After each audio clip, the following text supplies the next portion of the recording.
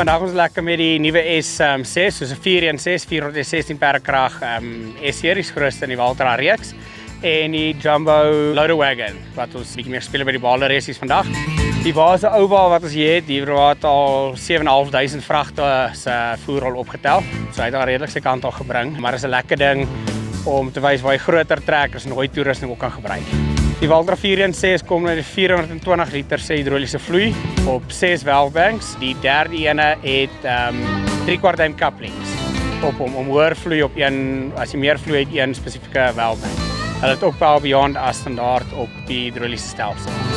Opsies, enkelwiele, dubbelwiele agter, soos alle Valtras kan jy hom spek net soos jy wil met alle opsies beskikbaar.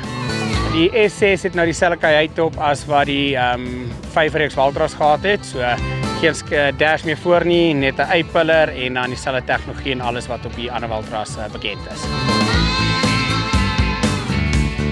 Jumbo Loader Wagon, dis wat 'n ouer model. Die doel van die waans is om voer op te tel, of as hooi of as koue voer wat dan losmaat gestoor word. Die baars het 'n pick-up en dan 'n router soos 'n baler, maar met lemme. Hierdie model het 45 lemme in en sny in so, ek dink net oor die 30 mm stukkies.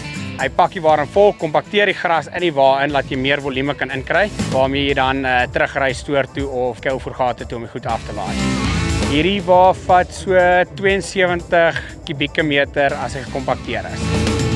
As daar enige navraag is oor enige van die produkte, as dit hooimaak of snymasjiene, balers, trekkers of optelwaans, kontak ons gerus by Valtrek. Baie dankie.